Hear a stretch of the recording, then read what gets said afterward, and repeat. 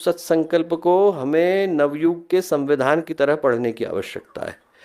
जेब के अंदर धारण कर ले। हमारा परिचय पत्र हमारा सत्संकल्प है। कोई पूछे गायत्री परिवार का कौन है, जिसके पास सत्संकल्प है। कोई पूछे गायत्री परिवार का भविष्य क्या है, जिसके पास सत्संकल्प है। कोई पूछे मानवता का भविष्य क्या है, जिसके पास सत्संकल्प है। कोई पूछे 21वीं सदी का संविधान क्या है, सत्संकल्प है। कोई पूछे आने वाले समय की समस्याओं का समाधान क्या है, सत्संकल्प है। सारी चीजों के लिए गुरुदेव ने एक साधे सबसदे सत्संकल्प के अंदर सब कुछ दे दिया है। शरीर की रक्षा, मन की रक्षा, कुविचारों से रक्षा, स्वाध्याय, सत्संग, इंद्रिय संयम, समय संयम, समझदारी, ईमानदारी, जिम्मेदारी, बहादुरी। अनीति की सफलता को त्याग देंगे, नीति को धारण करेंगे, दूसरों के साथ वो व्यवहार नहीं करेंगे, अपने लिए पसंद नहीं, समाजनिष्ठ बनेंगे, मर्यादाओं को पालेंगे, वर्जनाओं से बचेंगे, नागरिक कर्तव्यों का पालन करेंगे। ऐसी कोई चीज छूटी ही नहीं है उसके अंदर जिसको अपनाने से समाज अच्छा नहीं बनता है।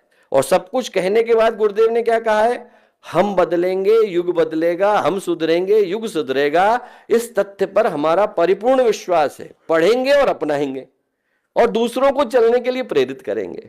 मैं कहूंगा दोस्तों, हम लोग मानवता का संविधान अपने हाथ में लेकर के घूम रहे हैं। दुनिया का सबसे ज्यादा प्रसिद्ध कॉन्स्टिट्यूशन अमेरिका का है और 4 लाइनों में लिखा गया है। यदि आप देखो, फाउंडिंग फादर्स ने 4 लाइनें लिखी और बाद में बढ़ता चला गया। गुरुदेव ने 18 लाइनों के अंदर 18 महापुराणों को और मानवता के भविष्य को समेट करके रख दिया है। हम लोग सौभाग्यशाली है कि हमारे हाथ में सत्संकल्प आया। अपने घर में नित्य प्रति पढ़ने का नियम बनाए। 30 सेकंड से ज्यादा नहीं लगते हैं। बच्चे सुबह जाते हैं, शाम को जाते हैं। हर व्यक्ति को नियम बनाना चाहिए कि हम लोग मिल करके एक साथ सत्संकल्प का पाठ करेंगे। कोई केंद्र हो, शक्तिपीठ हो, प्रज्ञापीठ हो, चरणपीठ हो, वहां पर हमें रोज इसको पढ़ने की आवश्यकता है। रोज लोगों को प्रेरित करने की आवश्यकता है। और क्या करने की आवश्यकता है? मैं कहता हूं आप लोग निकल जाइए दोस्तों। कहीं शादी हो रही है, पहुंच जाइए।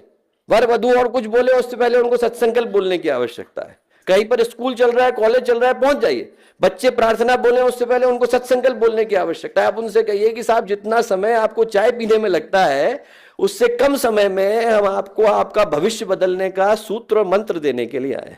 चाय भी पिएंगे, उससे कम समय में सत्संकल्प पूरा हो जाएगा। आपको हमारे साथ दोहराने की आवश्यकता है। और कुछ नहीं कर रहे। हम यहाँ उद्बोधन नहीं देंगे, हम यहाँ प्रवचन नहीं देंगे, हम यहाँ लेक्चर नहीं देंगे, हम आपका कोई समय नहीं लेंगे। हम सिर्फ एक ही चीज करेंगे, हम आएंगे, आपके मध्य में सत्संकल्प को बोलेंगे, आपको हमारे साथ दोहराना है। मैं कहूंगा जितने लोग हैं वो अपनी अपनी भाषाओं में यदि अनुवाद न हुआ हो तो अवश्य करा लें। जिस भाषा में छूट गया हो उस भाषा में करा करके उसे देने की आवश्यकता है। यदि हम लोग 2026 की ओर बढ़ रहे हैं दोस्तों, तो हमारा पहला कदम मजबूत होना चाहिए। और हमारा जो पहला कदम है वो मूल्य का होना चाहिए। हमारा पहला कदम सौभाग्य का होना चाहिए। और हमारा पहला कदम सत्संकल्प का कदम है। हमारा कदम गुरुदेव के द्वारा लिखे गए संविधान का कदम है। हमारा कदम मानवता के भविष्य का कदम है। हमें वो लेकर के आगे बढ़ने की आवश्यकता है और इस विश्वास के साथ लेके आने की आवश्यकता है। कहीं कोई आयोजन चल रहा हो, सत्यनारायण की व्रत कथा हो रही हो, पहुंच जाइए। भागवत कथा हो रही हो, पहुंच जाइए। कोई बोल रहे हो, पहुंच जाइए। उनसे कहिए कि साहब, हम लोग गायत्री परिवार से आए हैं। यदि इसकी एक भी बात से आपको विरोध हो तो दोबारा नहीं आएंगे। हम जो बातें बोल रहे हैं, आपको लगता है कि ये बातें ऐसी हैं जो कल के समाज में होनी चाहिए, मानवता में होनी चाहिए, संस्कृति में होनी चाहिए, कल नहीं आएंगे। नर और नारी पवित्र दृष्टि रखेंगे, आपको विरोध है? आप मत आइए। आप जरा सोच के देखिए, उसमें ऐसी क्या बात है जिसको अपनाने से कोई भी व्यक्ति मना कर सकता है? हर व्यक्ति के भविष्य का निर्माता वो सत्संकल्प है। उसे अपनाने की, आगे बढ़ाने की, हर घर तक ले जाने की आवश्यकता है। अब चूंकि शुरुआत ही करनी है दोस्तों, तो मैं कहूंगा हम ही लोगों से शुरुआत करते हैं। यदि हर व्यक्ति अपनी जगह पर खड़ा हो जाए, सत्संकल्प के पाठ से ही इस बात को शुरू करते हैं। आज के कार्यक्रम का अंत हम लोग सामूहिक सत्संकल्प के पाठ से ही करेंगे। तो हर व्यक्ति से विनम्र निवेदन है कि सब अपनी अपनी जगह पर खड़े हो जाएं और हम लोग सत्संकल्प का पाठ ही साथ साथ करते हैं। हम लोग यहाँ से बोलेंगे, आप लोगों को दोहराना है। हमारा युग निर्माण सत्संकल्प, युग निर्माण सत्संकल्प, हम ईश्वर को सर्वव्यापी न्यायकारी मानकर उसके अनुशासन को अपने जीवन में उतारेंगे। शरीर को भगवान का मंदिर समझकर आत्म संयम और निमित्ता द्वारा आरोग्य की रक्षा करेंगे।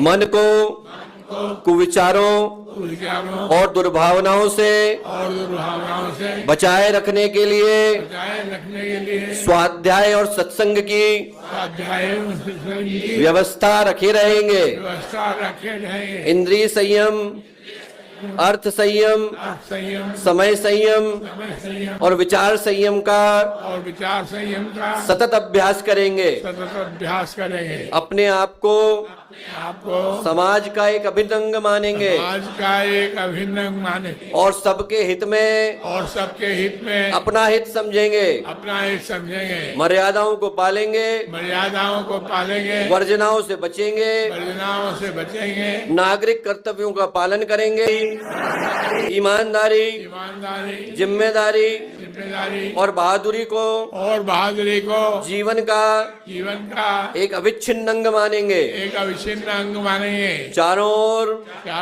मधुरता, स्वच्छता, स्वच्छता, सादगी एवं सज्जनता का सादगी एवं सज्जनता का वातावरण उत्पन्न करेंगे। वातावरण उत्पन्न करेंगे। अनीति से प्राप्त सफलता की अपेक्षा नीति पर चलते हुए असफलता को शिरोधार्य करेंगे। असफलता को शिरोधार्य करेंगे। मनुष्य के मूल्यांकन की कसौटी उसकी सफलताओं, योग्यताओं एवं विभूतियों को नहीं उसके सद्विचारों और सत्कर्मों को मानेंगे। दूसरों के साथ वह व्यवहार न करेंगे जो हमें अपने लिए पसंद नहीं। नर नारी पवित्र दृष्टि रखेंगे। संसार में सत्प्रवृत्तियों के पुण्य प्रसार के लिए अपने समय प्रभाव ज्ञान पुरुषार्थ एवं धन का एक अंश नियमित रूप से लगाते रहेंगे।